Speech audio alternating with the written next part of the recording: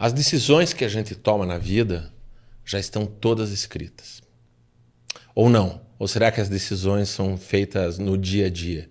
O quanto que você pensa, ou você pensa que pensa, é originário dos seus próprios pensamentos. O quanto que você é construído pela sua narrativa de vida, pela sua família, pela sua genética, ou pela que está escrito nas estrelas. É possível isso?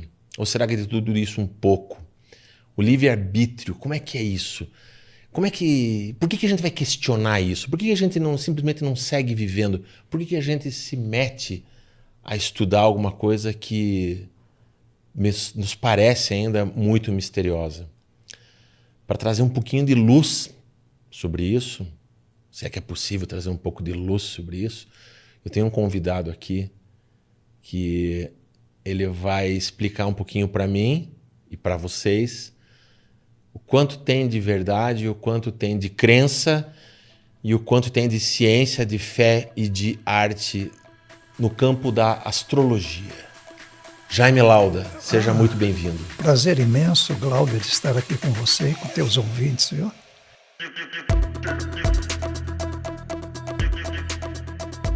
Eu conversava com o Jaime aqui um pouquinho antes da gente começar a gravar e já fiquei com vontade de desenvolver outros temas aqui. Ele é um especialista em Beatles. The Beatles, na época que os Beatles eram os The Beatles. The né? Beatles, é. Os grandes artistas são atemporais, né? Sim, a gente sim. fala uma banda de 60 anos atrás, não. Atemporais. Atemporal. Os Beatles acabaram. Não acabaram. Continuam tocando aí nas rádios e nos podcasts e nos Spotifys da vida. Impressionante, né? Paul McCartney, impressionante. Essas pessoas inspiram a gente, né? E continuamos fãs até hoje. Continuamos fãs. Em todas as idades. Todas as idades. Me diga uma coisa, Jaime. Você é astrólogo. Você sempre foi astrólogo enquanto profissão? Não. Eu sempre fui professor de oratória, comunicações verbais, lecionei em São Paulo durante muitos anos. Meu interesse pela astrologia nasceu de uma necessidade através da leitura dos livros do Hermann Hesse. Uhum. Já com 16 anos de idade eu tinha lido Siddhartha, do Hermann Hesse, que é um livro voltado para o budismo, e aí começou meu despertar. E mais ou menos por volta de 1977, quando eu tinha 27 anos, eu me lembro que eu morava em São Paulo e fui assistir um congresso de astrologia. Por curiosidade, eu era um cético. Não totalmente cético, mas não tinha conhecimento algum. E me lembro que ao assistir aquele congresso e outros posteriores, foi como se algo me tocasse profundamente, um déjà vu, algo que eu já sabia, talvez, despertou em mim uma simpatia, um desejo, Glauber, de estudar astrologia. Foi uma simpatia imediata, porque eu lembro que também, quando eu era menino, tinha um famoso astrólogo chamado Omar Cardoso. Uhum. Ele era famoso no Brasil todo. E eu ouvia ele falar, me atraía um certo interesse à astrologia, mas a princípio eu era meio cético com relação a isso. A partir de 77, Glauber, eu comecei a me interessar pela astrologia, ler, estudar, mas a prática mesmo só veio mais tarde, a partir de 1989, 90, por aí. Já bem mais tardio. Quando eu me sentia seguro que era um método que funcionava, porque há duas astrologias, astrologia de revistas, de jornais, horoscopia, e uma astrologia mais séria, calcada no autoconhecimento, né? Que eu não tinha ideia que existia isso. Então fui estudar a vida dos grandes pensadores, Hipócrates, o pai da medicina, que já tinha sido astrólogo, Copérnico, Kepler e grandes astrônomos do passado, da Renascença, da Idade Média, que tinham se interessado por astrologia. E o porquê desse interesse? A busca essencial, Glauber, é uma necessidade premente de autoconhecimento, de compreender a vida. E eu achei que a astrologia poderia ser uma ferramenta que me permitisse essa acessibilidade a esse mundo interno, né? Mas isso você, para o seu mundo interno ou já olhando o outro também? Olhando a totalidade. Porque existe um conceito na astrologia chamado conceito de totalidade. Então, na visão astrológica, não existe o você, o outro lá fora, ou seja, você está conectado com todo, com a totalidade da vida. Essa é uma visão muito interessante, porque a visão fragmentária da vida, de nos vermos separados do universo, é que gera muitos sofrimentos e muita ignorância. Na visão astrológica, nós somos unos com a natureza por termos um corpo físico. Aí entra a astrologia médica, interessantíssima. Cada signo rege uma parte do nosso corpo. Áries rege a cabeça, o crânio, Touro, o pescoço e assim sucessivamente. E o ser humano faz parte de uma totalidade. Naquele momento que ele deu a primeira respiração, o primeiro choro, ele estava integrado fisicamente, emocionalmente, segundo a visão astrológica, com a totalidade da vida. Por uma lei de sincronicidade muito bem estudada pelo Jung, né? Que foi um grande astrólogo também, o Jung. E essa compreensão, Glauber, ela veio perfilando algum tempo, mas o entendimento mesmo da astrologia veio com a prática. Atendi milhares de pessoas esses anos todos, e com o tempo fui desenvolvendo métodos de trabalho e fui verificando que a vida da pessoa era aquilo que estava no mapa realmente. Você é um astrólogo que... como é que a gente escreve? A gente diz que escreve o mapa, lê o mapa, desenha o mapa através de informações, né, de local e data de nascimento, tendo isso como base, né? Mas você também ensina a fazer isso. Você forma astrólogos? Bom, não, eu dei aula durante algum tempo de astrologia, mas por absoluta falta de tempo e muitas pessoas solicitavam atendimento, eu parei de dar aula. Você está dedicado ao atendimento? Somente ao atendimento, né? Tem um amigo meu, um astrólogo, que foi aluno meu durante algum tempo. Ele hoje dá aulas de astrologia.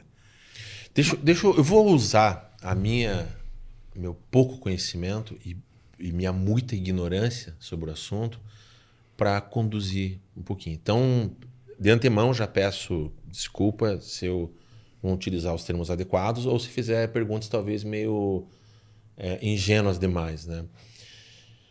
Mas eu preciso olhar também da nossa audiência, né? Tem aqueles que realmente acreditam, digamos, se é que a astrologia é algo a ser acreditado, né? E tem aqueles que não só desacreditam, mas desconstroem, né? Enquanto chama de paraciência, né? E não funciona e tudo mais. Primeira coisa, não é tudo uma coisa só, quando você fala, né? Tem dois tipos de astrologia, né? Tem essa do horóscopo, do jornal, porque tem vários depoimentos por aí de gente, eu escrevia no jornal e o que fazia lá, inventava qualquer coisa, porque você põe textos genéricos e eles são motivacionais para as pessoas, o que eu já acho um placebo de boa qualidade, né? Mas desacredita muito a seriedade do estudo, né? E ainda assim, dentro daquela chamada astrologia séria, vamos dizer assim, a astrologia mais estudada mesmo, existem profissionais que fazem com que a coisa seja desacreditada. Tem muito charlatão nessa história, não tem? Tem muita gente que se aproveita, como em qualquer área, como tem médico charlatão, tem advogado charlatão, né? Tem em todas as áreas. Menos na política, essa não tem charlatanismo nenhum, porque é tudo muito claro o que acontece. Esperamos que não, esperamos que também haja, né, outras pessoas ali dentro. Mas dentro dessa, se me permite chamar assim, de astrologia séria, me foi dito uma vez que a astrologia ela é uma ciência no sentido de que há números e há uma planificação, há uma planilha ali, né? E ela é uma arte, porque ela é interpretativa de acordo com o cabedal e a sabedoria de quem está fazendo a leitura ali. Significa que eu posso levar meu mapa astral para 2 astrólogos e eles me darem leituras diferentes, ou não tão precisas assim. Tal qual eu levar o mesmo prontuário para 2 médicos e eles darem diagnósticos diferentes. O que primeiro nós precisamos compreender que a astrologia Ela não é uma adivinhação. O astrólogo não vai adivinhar nada, ele vai compreender, estudar, através da visão do mapa, a relação das leis da natureza que estão ali inscritas com o ser humano. E se parte de um princípio hermético que o macrocosmos, o que nos cerca, está em correlação íntima, profunda com o microcosmos. Hoje a ciência comprova isso, física quântica, que existe uma correlação entre esses fatores, esses fenômenos. Mas a astrologia, ela não é um fenômeno, diríamos assim, casual, ela é um fenômeno causal, ou seja, ela trata de leis em processo de desenvolvimento.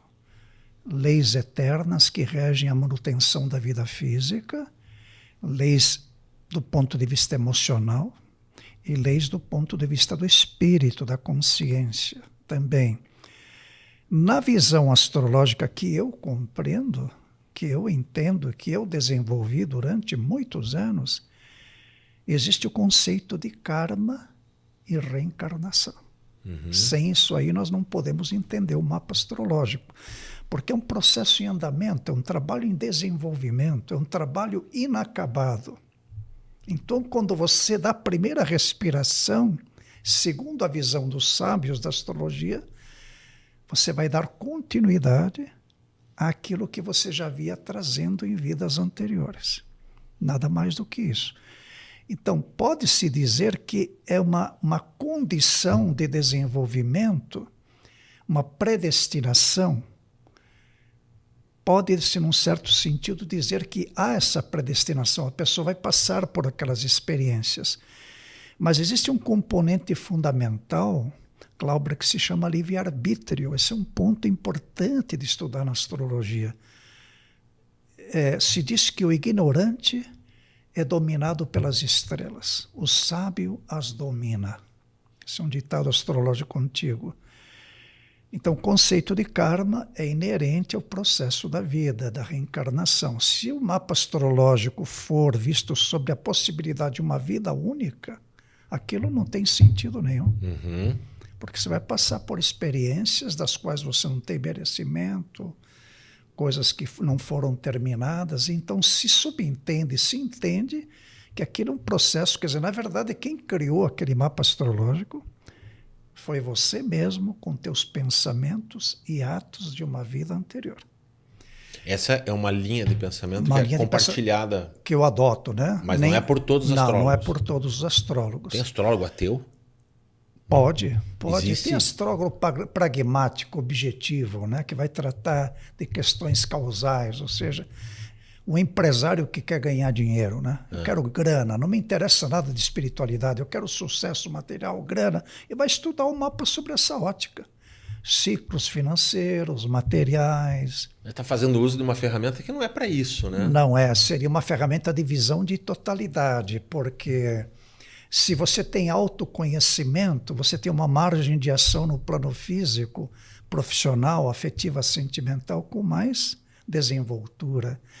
Mas pode-se compartilhar uma astrologia de aquele aspecto, tratar daquilo. Tem pessoas que me procuram, eu quero ganhar dinheiro, eu quero ter sucesso na minha vida. Então, vamos estudar um mapa sob esse ângulo. Só que a vida é uma totalidade, você estuda, vê o mapa sob esse ângulo, você está afetando outras áreas do teu mapa. Ou tem pessoas que procuram o mapa por uma necessidade psicológica. Estamos com depressão, com angústia, com ansiedades, com medos, insegurança, e também é possível se ver.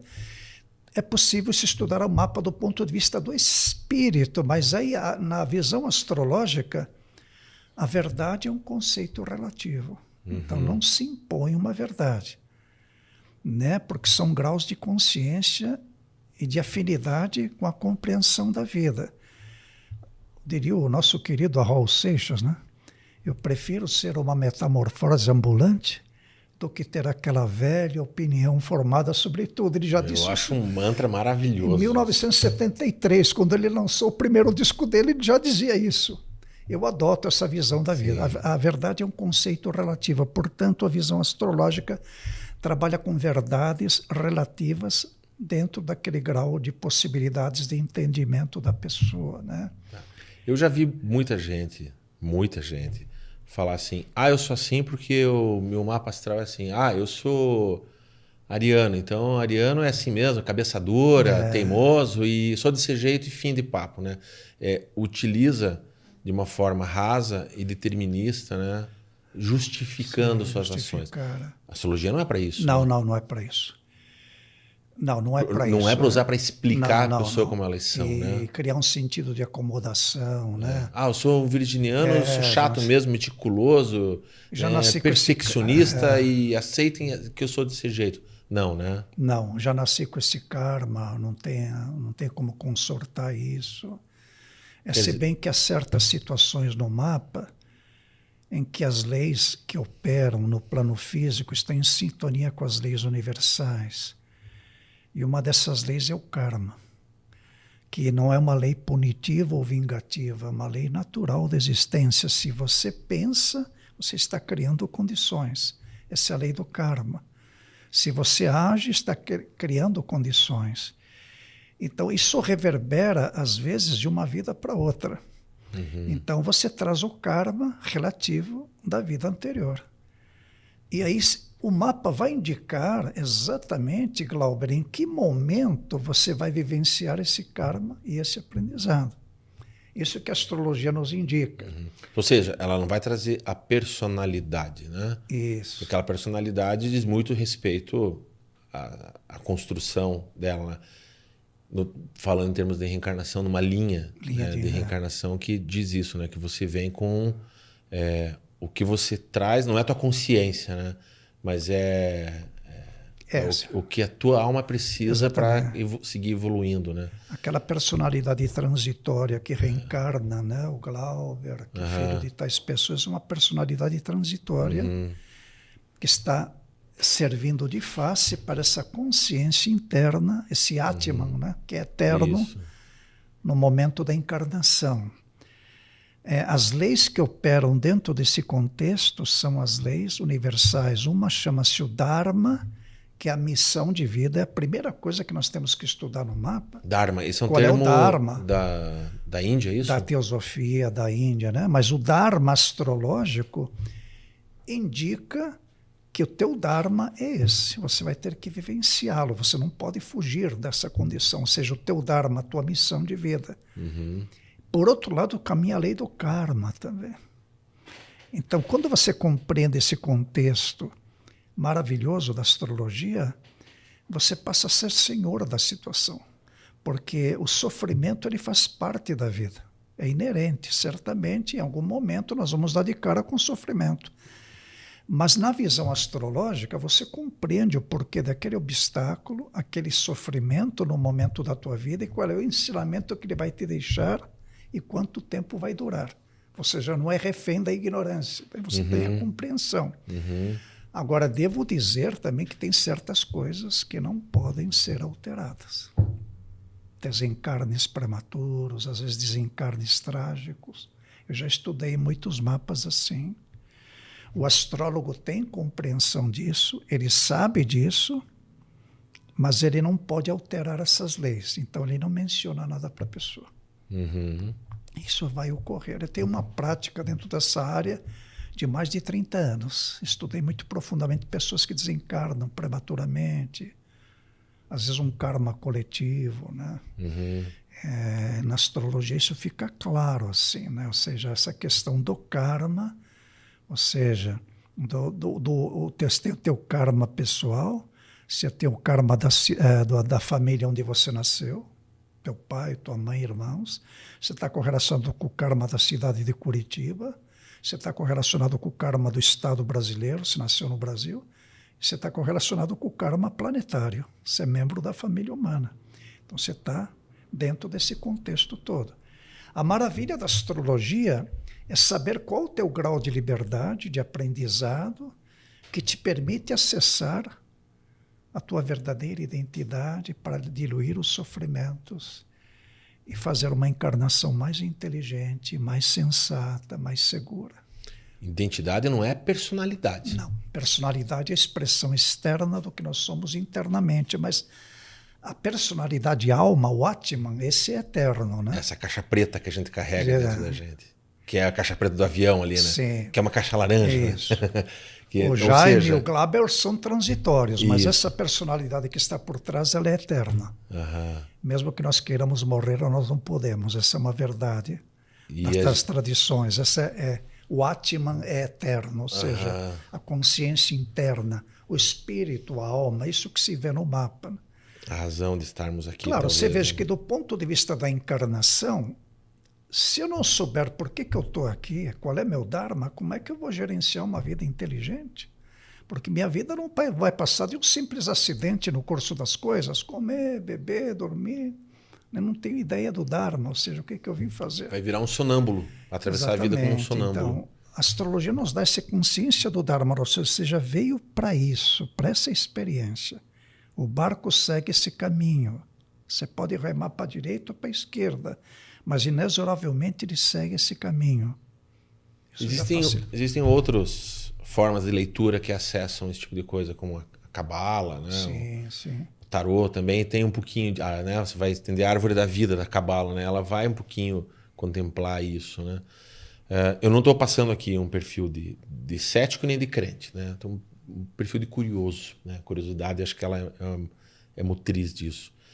E dentro dessa curiosidade, existe muita gente séria também, e muita gente boa e séria, que é cética com relação à astrologia. Né? Você mesmo comentou que era quase que um cético. Né? Você não vai me dizer que o mapa astral dessas pessoas vai explicar por que elas são céticas, vai? Normalmente a gente respeita na astrologia, né? Todo o grau de ceticismo que possa haver. Mas pode se atribuir a uma certa falta de informação, uma falta de conhecimento. Geralmente, ou uma informação equivocada que recebeu? Uma visão de horoscopia de jornais, de adivinhação. Se você perguntar para a pessoa assim, você já leu alguma coisa séria de astrologia? Você já investigou algo? Naturalmente ela vai dizer, não li, nem quero ler porque não acredito nisso. Não, vai falar, eu já ouvi isso. Não, mas vai falar assim, não, mas se é sobre astrologia não tem nada sério escrito. Criticam sem investigar.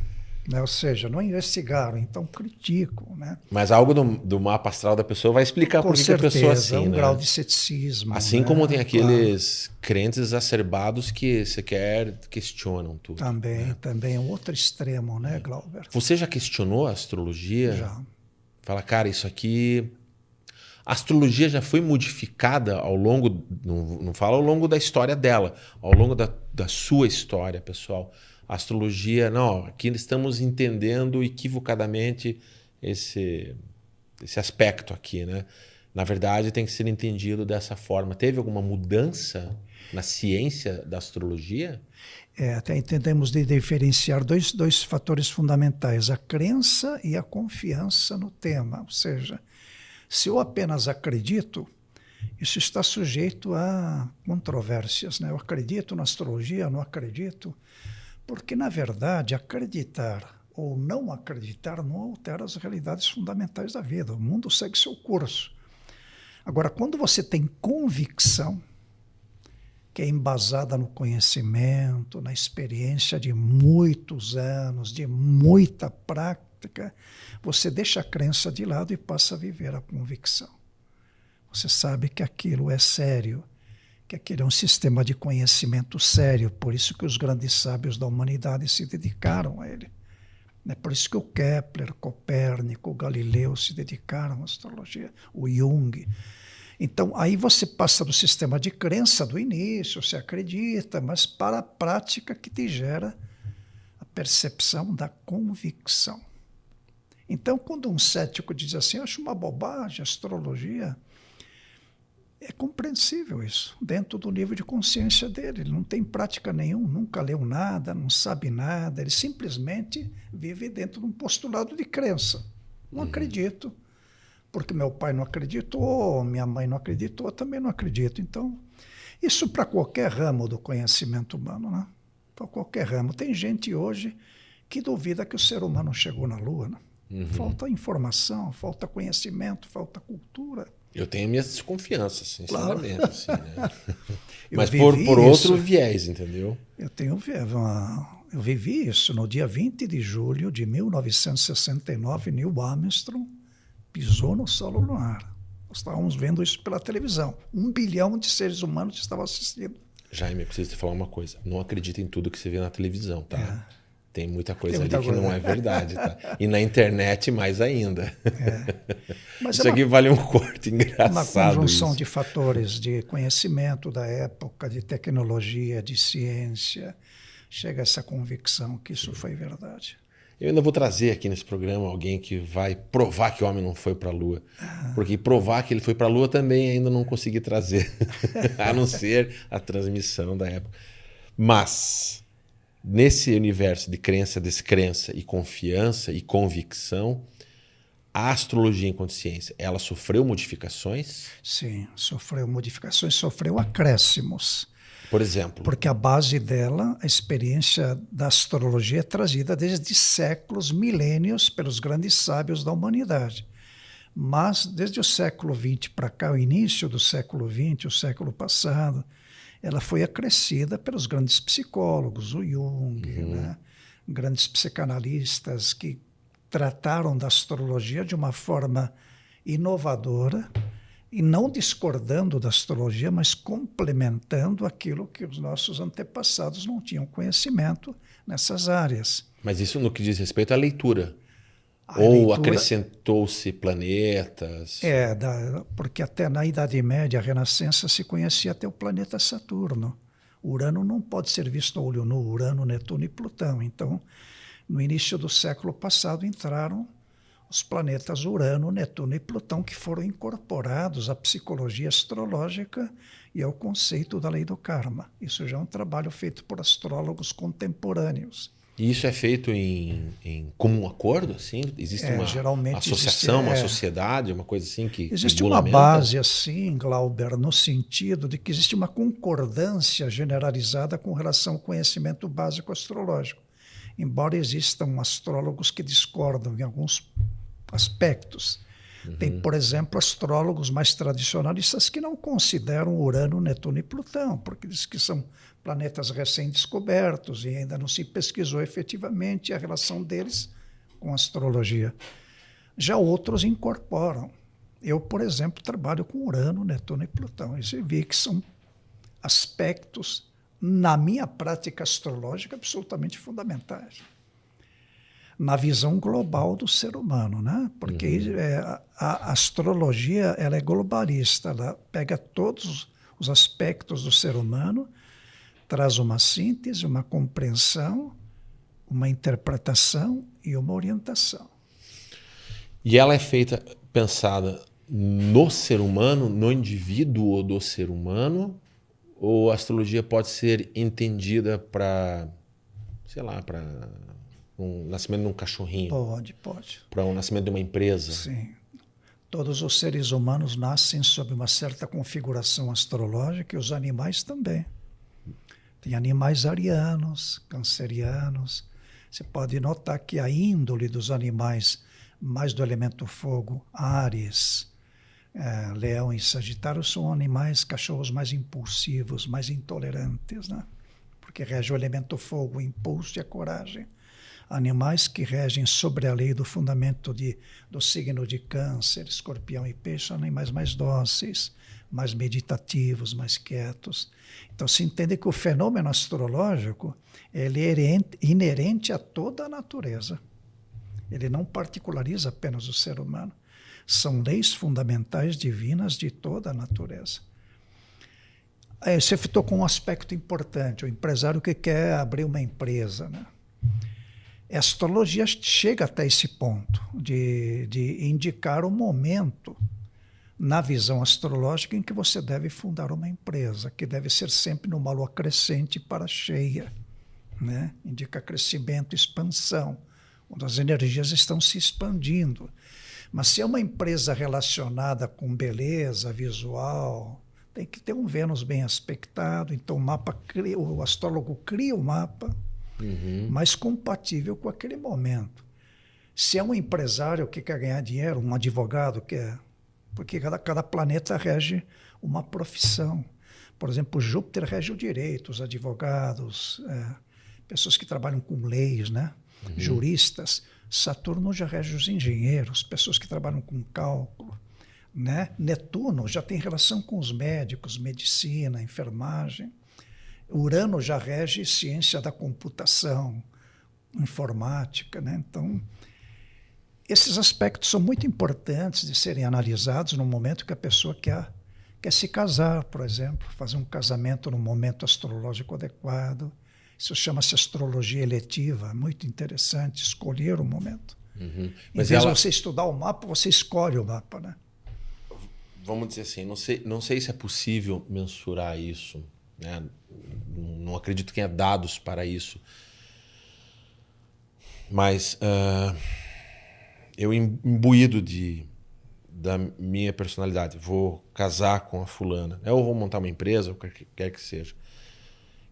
Percentualmente é possível dizer o quanto pode melhorar ou piorar eu mudando datas, mudando luas, mudando coisas, sabe? E isso é determinista para o sucesso de um casamento? É determinista assim?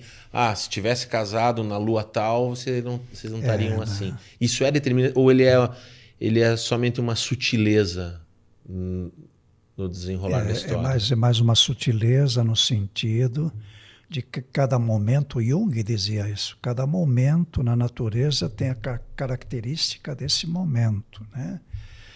Então, se eu quero abrir uma empresa, essa empresa está relacionada com um determinado tipo de trabalho, uma construtora, vai trabalhar com engenharia, né? Então, eu tenho que verificar no mapa qual é o planeta que rege a engenharia e tenho que buscar uma data específica, boa, geralmente crescente para cheia. Quando nós queremos eliminar algo da nossa vida negativo, tem que ser numa lua minguante e decrescente. E aí chama-se astrologia eletiva. E eu devo dizer a você que eu não tenho muita prática nessa área. Mas a minha prática é mais de autoconhecimento. Mas tem astrólogos que trabalham com isso, colegas meus, de uma forma muito eficiente.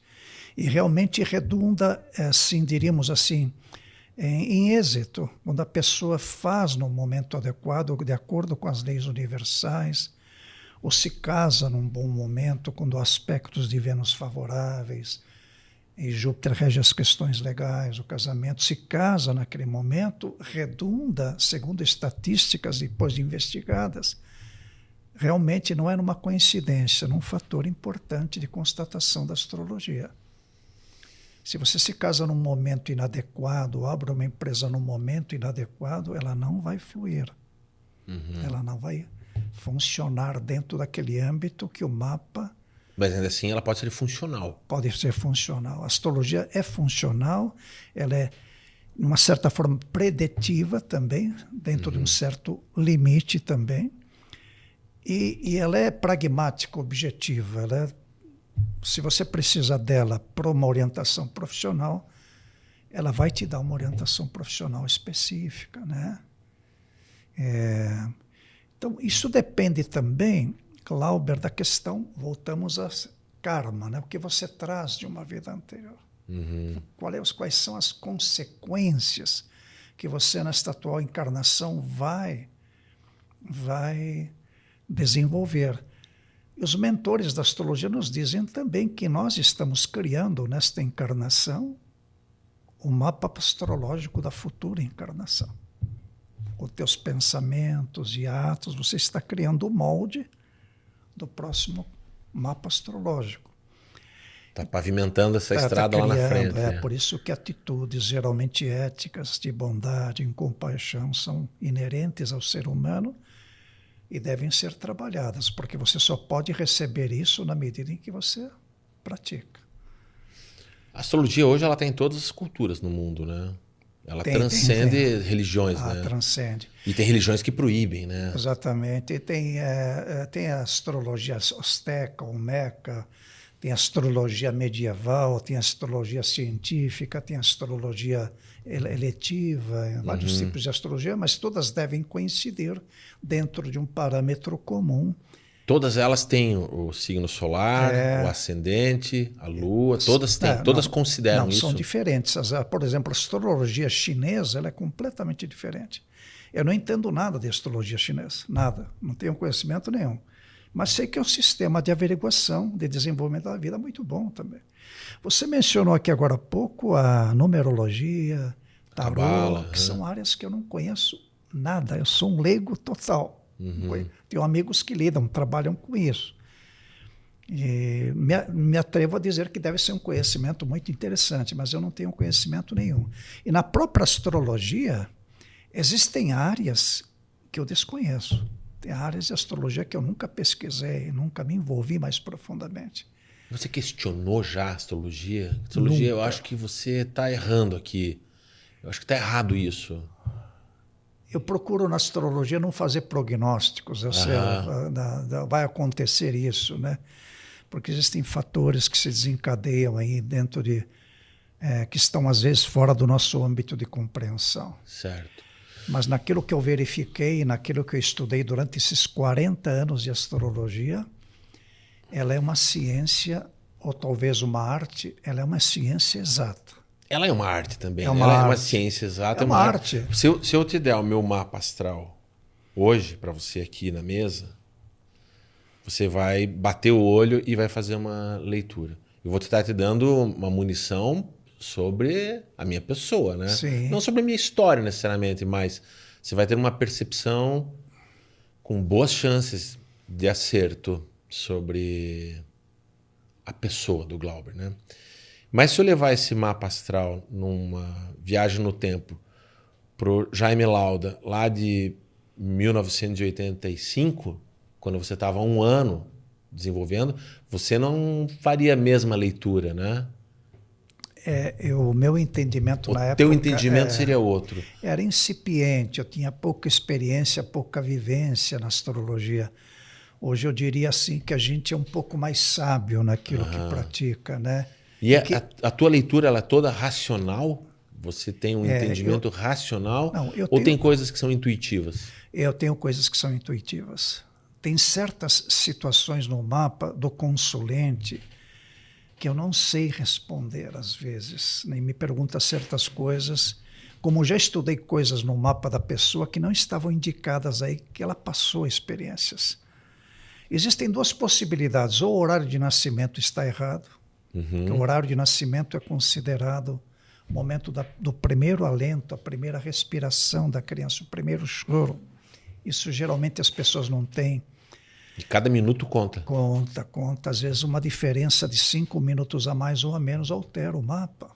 Né? Isso é um ponto importante. Por outro lado, tem outros mapas que uma diferença de 15 a mais ou a menos não altera. Mas se alterar o ascendente, e nós dizemos que o Sol é a forma de você pensar, né? O ascendente é a forma de você agir, se comportar, e a Lua é a forma de você sentir a vida. Então isso depende de uma hora mais correta. Então já houve situações, Glauber, em que eu não sabia as respostas para aquilo. Então me isentava de afirmar. O astrólogo tem que ter essa sinceridade e essa humildade de dizer eu não sei. Se eu te der a informação que, digamos, vamos lá, eu sou um virginiano com ascendente em Sagitário e a Lua em Áries. O que isso significa no sentido de uma consulta? Significa que essa minha construção, essa leitura sobre o meu momento do nascimento, vai explicar por que é que eu penso, reajo e sinto perante certas situações da vida? É isso? Bom, em primeiro lugar, você nasceu naquele momento, por volta do meio-dia e pouco, porque as leis fundamentais da vida, o nascimento é uma coisa, inclusive, que causa muita preocupação aos casais. Qual é o momento do nascimento? O nascimento, nós sabemos, hoje, pela prática astrológica, que é gerenciado pelos planos superiores. A criança vai nascer naquele dia, naquela hora, naquele momento, em que está em consonância com o momento universal. Não importa se o médico lá agendou uma cesariana. Tinha que ser naquele momento.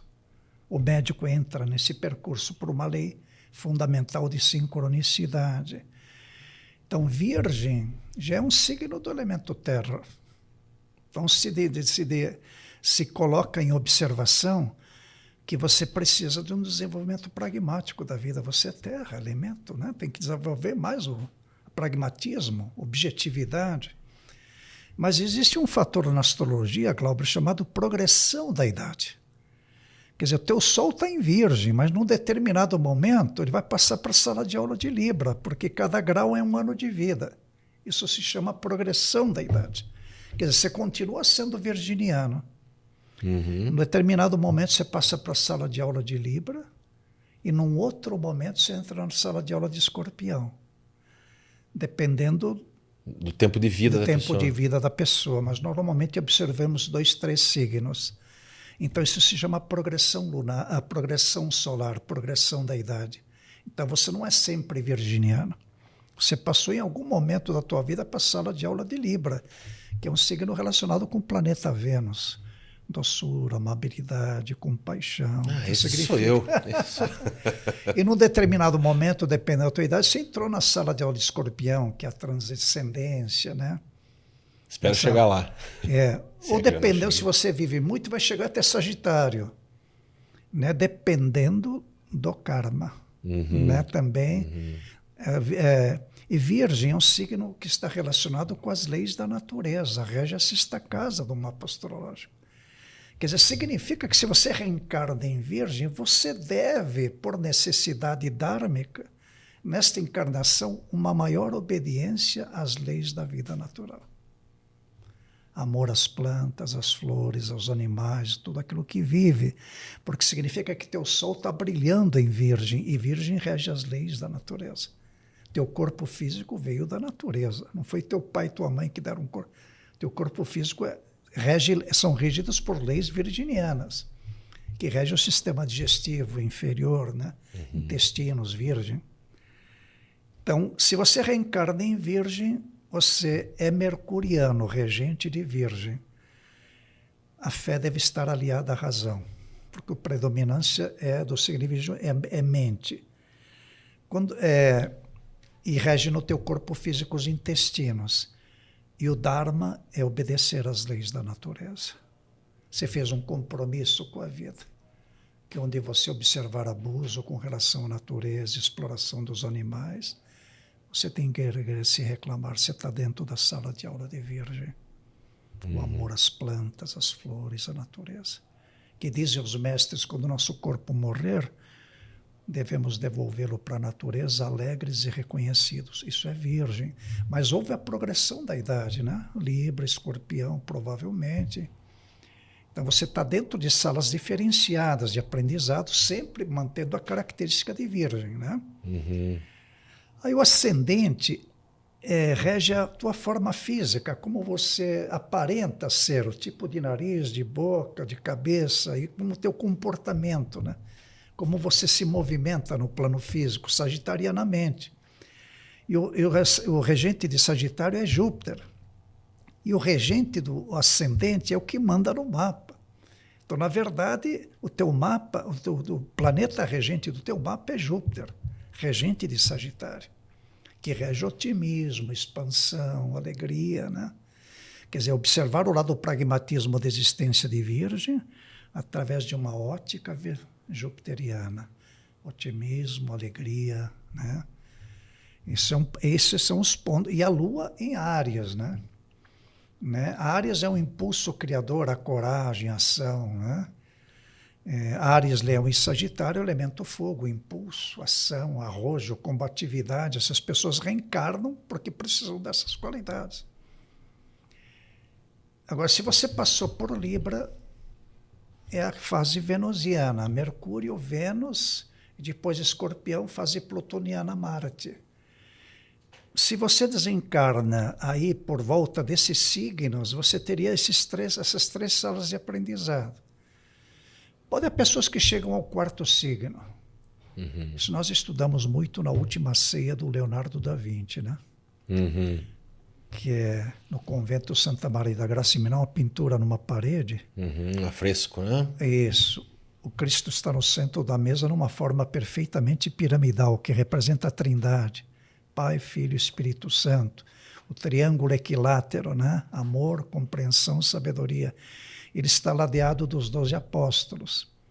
Né? As linhas diagonais do quadro que se puxam das pontas se cruzam na testa do Cristo. Isso é interessante do ponto de vista da pintura. O Leonardo da Vinci, como era um gênio, só poderia destilar uma genialidade. Então, significa que ele, estando no ponto central do quadro, a cabeça dele, ele é a luz do mundo, a consciência divina, né? O centro de fuga, de onde parte toda a consciência divina. O Cristo é a nossa luz interna. Na visão budista, diríamos, nós somos Buda, né? Ou seja, consciência iluminada. Na verdade, Buda e Cristo não são nomes próprios, são graus adjetivos de qualidade, de estados de consciência. Você olhando o quadro, à esquerda do Cristo e à direita de quem está olhando, nós temos o primeiro signo Áries, que é Simão, Judas Tadeu Touro, Mateus Gêmeos, Felipe Câncer, Tiago Leão, Tomé Virgem. À direita do quadro, João Libra, Judas Iscariotes Escorpião, Pedro Sagitário, André Capricórnio, Tiago Aquário e Bartolomeu que é Peixes. E tem as polaridades, né? A Áries está relacionado com Libra, Touro com Escorpião, Gêmeos com Sagitário, Câncer com Capricórnio, Leão com Aquário e Virgem com Peixes. Na verdade, você procura as qualidades de Peixes, porque é o signo complementar oposto, né? Não vale somente a razão virginiana sem a sensibilidade espiritual de Peixes.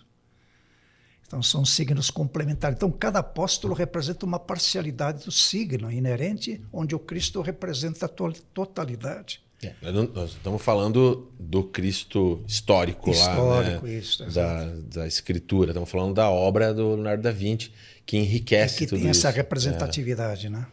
Que maravilha. E ali, representando aí, puxando... Desculpa aí, gente, sou virginiano, estou aproveitando para mim aqui também. Se você é virginiano, está aproveitando um pouco mais. Se você é virginiano com ascendente Sagitário, mais ainda. A gente vai fazer um programa para cada signo, e cada signo com um ascendente, cada signo com um ascendente e uma lua. Quer dizer, a gente vai ter aí por volta de 9.000 programas para fazer. Tá bom, né? Mas assim, se a gente tem nessa leitura, representativamente, né? Tomé, né? É aquele que duvida das chagas e tal, né? Como virgem. Eu me pergunto aqui, qual Tomé é esse? É o Tomé que duvidava e queria ver as chagas de Cristo para saber se ele tinha ressuscitado?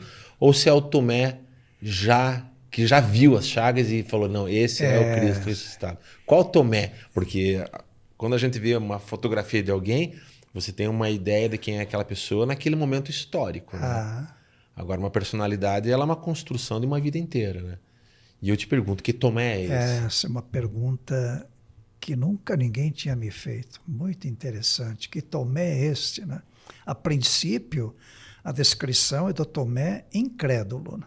Ele precisou colocar o dedo nas chagas do até porque está na Santa Ceia antes da morte. Né? Porque, então, exatamente, o Virgem é um signo racional, regido por Mercúrio. Então, qualquer religião que você tenha, ela não pode estar destituída de um equilíbrio entre a fé e a razão. Eu acho que o Tomé, no determinado momento da sua vida, quando ele viu a ressurreição, o simbolismo da ressurreição, ele passou para o outro Tomé. O lado peixes, né? o lado não do crédulo, mas do equilíbrio entre a fé e a razão, né?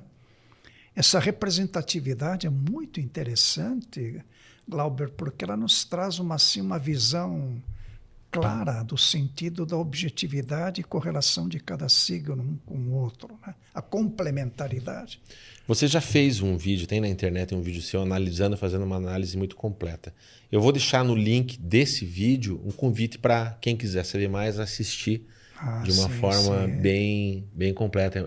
É muito rico, né? Sim, é muito legal quando você vê o ser humano propondo leituras que estão, né, camadas de leituras sobre uma única obra, né?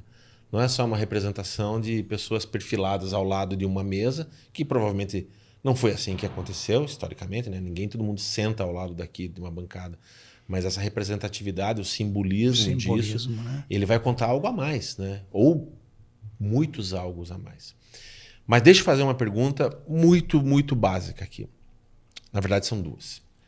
A primeira é uma curiosidade, assim. Qual que é o registro mais antigo onde a gente possa apontar quem que concebeu primeiramente, onde foi concebido essa técnica de leitura, esse registro do mapa astral? Quando você falou que centenas ou milhares de anos. De anos. Existe aí uma controvérsia muito grande, porque a própria história da astrologia está envolvida com simbolismo, né? Se dá assim, normalmente, existe quase que uma opinião unânime, que o inventor, ou criador da astrologia, ou descobridor, foi Hermes Trismegistos, que escreveu uma obra chamada Corpus Hermeticum.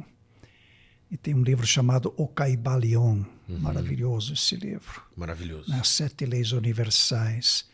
Se atribui a ele a descoberta ou a criação da astrologia, né?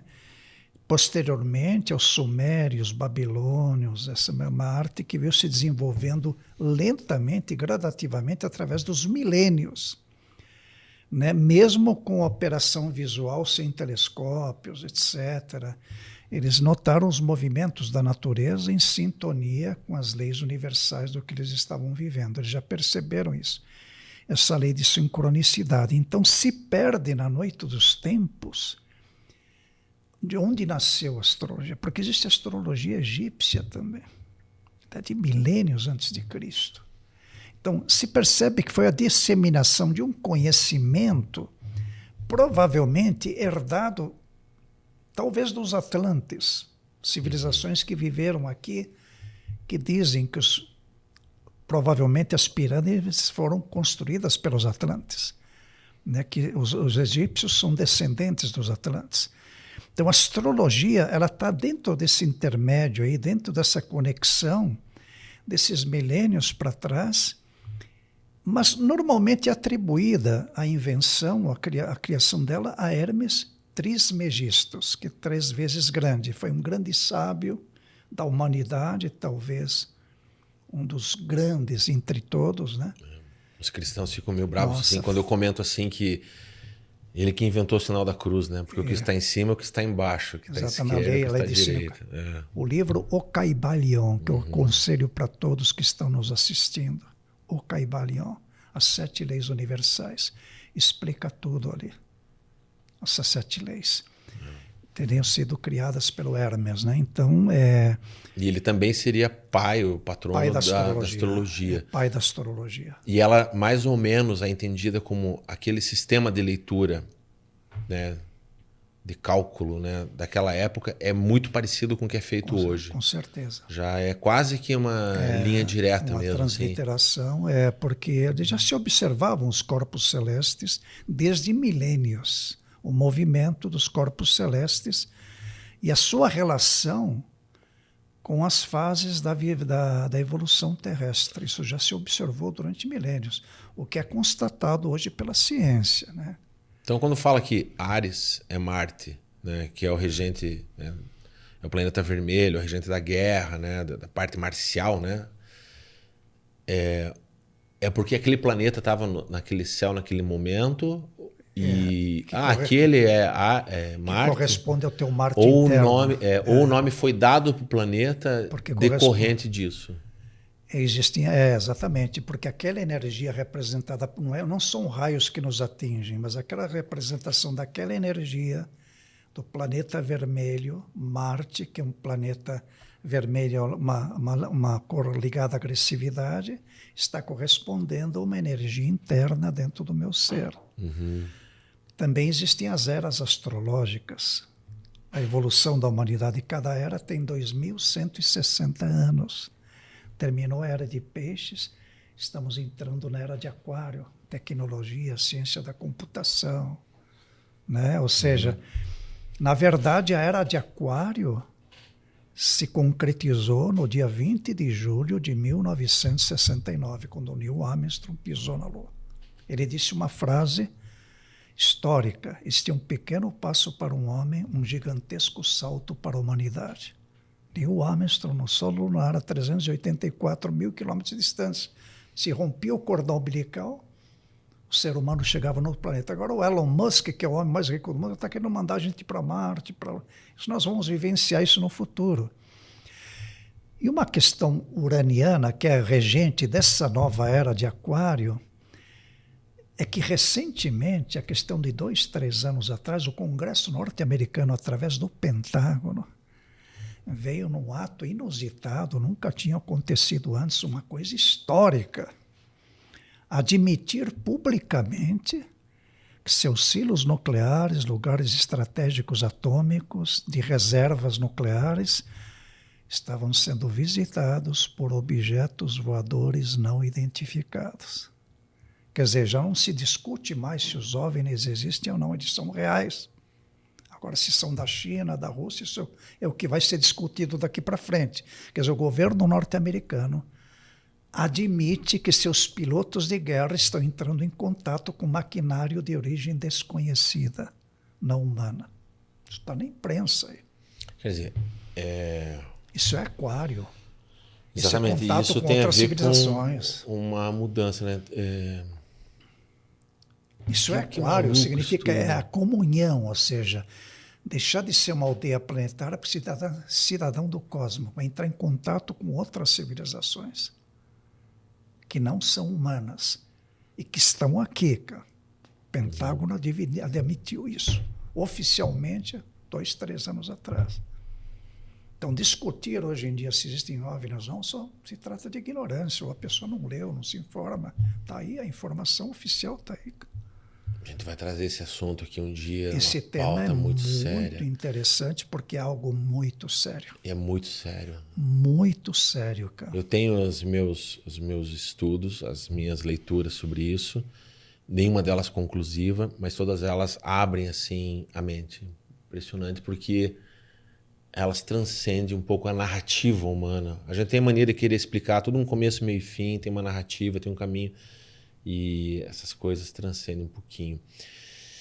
Deixa eu fazer uma última pergunta cética aqui, bem cética. Assim. Você quer me dizer então, vou fazer o papel do cético aqui. Você quer me dizer então que há 4.000 anos atrás, ou 10.000 anos atrás, alguém ou um grupo de pessoas, através de muito tempo, inventou ou descobriu um sistema de que no exato instante que a pessoa nasce, se a gente pudesse tirar uma fotografia do céu, a gente teria uma leitura dessa construção, dessa encarnação dessa pessoa no que diz respeito à sua psique, às questões fisiológicas, às questões que ela tem que passar na vida, que ela pode passar, isso assim, tem uma fotografia, grosso modo, primariamente falando, dá para dizer que é isso. É certo? Isso mesmo, é uma fotografia do cosmos. E essa foto de 10.000 anos atrás do céu, ela é igual à foto de hoje, quando se fotografa o céu? Bom, os planetas e o sistema solar não mudou de lugar no espaço? Existe um movimento planetário, astronômico, não, eu pergunto isso já questionando, sim, porque eu lembro que décadas atrás teve aquele questionamento do 13º signo, né, de que o mapa astral nosso hoje em dia já teria que ser outra coisa, que a gente teria que rever, que teria Quiron, né? Claro, Quiron. Como é que isso é entendido? Todo o universo está em movimento. A Terra, neste momento, está em movimento de rotação a cada 24 horas, está em movimento de translação ao redor do Sol a cada 1 ano, e todos os planetas, Mercúrio, Vênus, Terra, Marte, estão conectados com o Sol, que está se dirigindo a milhares de quilômetros por segundo. Nós não percebemos isso. Em direção à Vega. Em direção à Vega, centro da galáxia. Quer dizer, estamos num movimento alucinante neste exato momento e não percebemos isso. Não só, pelo menos 3 movimentos fundamentais, né? Rotação, translação e o movimento gerencial do Sol em direção. Quer dizer, naturalmente, dentro desse processo de movimento, o céu muda, se apresenta dentro de uma outra configuração. Mas um movimento planetário que rege a astrologia, que são os planetas, eles continuam os mesmos há milênios. Ou seja, Marte continua a sua rotação em redor do Sol, Saturno a cada 29 anos, Urano a cada 165, isso não muda, são leis universais.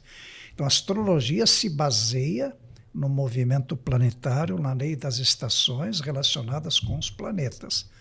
Além disso, a astrologia não entende e não se relaciona com isso. As constelações não... Não, aí tem astrólogos que se aventuram isso, trabalham com isso, constelações, mas eu acho demasiado, né? Eu acho... O fato de que o movimento planetário dentro dos processos planetários do nosso sistema solar já é suficiente para nos dar uma autocompreensão da vida profunda. Não precisamos ir mais além disso. Então, o que se deixa patente é que a astrologia, como se disse no início, não é uma adivinhação. Os planetas representam energias internas nossas. O meu Marte, o meu Saturno interno representa certas fases da personalidade. O Saturno é o planeta do karma, né? Conforme ele vai rodando no zodíaco, ele rodopia durante 30 anos o zodíaco completo e vai passando em cada casa astrológica que representa uma área humana. E Saturno está relacionado com karma, com sofrimento, né? Então significa aquele professor severo que todos nós precisamos, né? Ninguém gosta do Saturno, porque ele rege a dor e o sofrimento, mas ele é necessário. O Marte, a ação, o impulso, a coragem. Vênus, a doçura, a amabilidade, a gentileza. Mercúrio, a razão. Júpiter, o otimismo, né? Urano, a inovação. Eu faço um trabalho também relacionado só com os arquétipos planetários, né? E os símbolos astrológicos. O ariano é um Pato Donald, né? Pato Donald é ariano, né? Quem é que não gosta do Pato Donald? Alegre, né? Mas quando ele fica nervoso, irritado, ele pula, a cabeça dele fica vermelha, vem uma nuvenzinha na cabeça, né? É o arquétipo de Áries. O Pateta, quem é que não gosta do Pateta? Ele é o arquétipo taurino. O Mickey é Sagitário, né? O professor Pardal é um aquariano, porque é inventor. O tio Patinhas é Capricórnio. O Batman é Escorpião. O Super-Homem é Leonino. É o herói, né? O protótipo. Tem as 3 cores básicas, vermelho, amarelo e azul, e tem aquele triângulo no peito, a descida da força cósmica, Leão, né? O impacto, né? Então, os signos representam campos de experiência de evolução da vida disseminados em toda a cultura, no simbolismo, né? Eu faço uma palestra só sobre os arquétipos, a gente dá muita risada, né? Com o arquétipo do Batman, Escorpião, né? Minha mulher não vai achar muito engraçado. Ela não vai gostar de saber que eu casei com o Pato Donald. Pato Donald representa a energia ariana, né? O impulso. Jaime, muito obrigado pela sua presença. Muito obrigado pelo seu tempo aqui com a gente. O tempo é regente de todos nós, né? Cronos está... A gente está todos sujeitos a Cronos. Eu espero ter trazido para quem acompanhou com a gente um pouquinho mais de curiosidade sobre isso, ter mexido um pouquinho na cabeça daqueles céticos e também na cabeça daqueles que são crentes demais sem o conhecimento, né? Nem tão lá e nem tão cá. Então eu agradeço muito. Eu vou deixar indicado o livro do Caibalho, né? Que é realmente maravilhoso. Tem algum filme, alguma série que você possa indicar? Alguma coisa que você tenha gostado pessoalmente para o pessoal assistir? Assim, especificamente, poderia indicar... Pessoas geralmente querem entender de astrologia, né?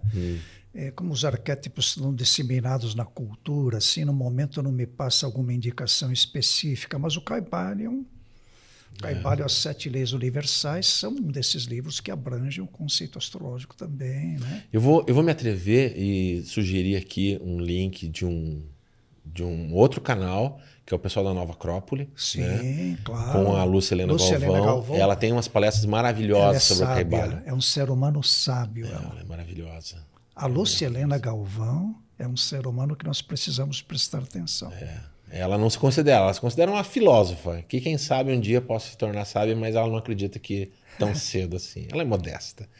Então, obrigado. E assim, já quase no decorrer dos créditos finais, é possível a pessoa mudar o mapa astral dela durante uma vida, passando por uma situação de morte iminente ou de morte subjetiva, naquele sentido de que renasci.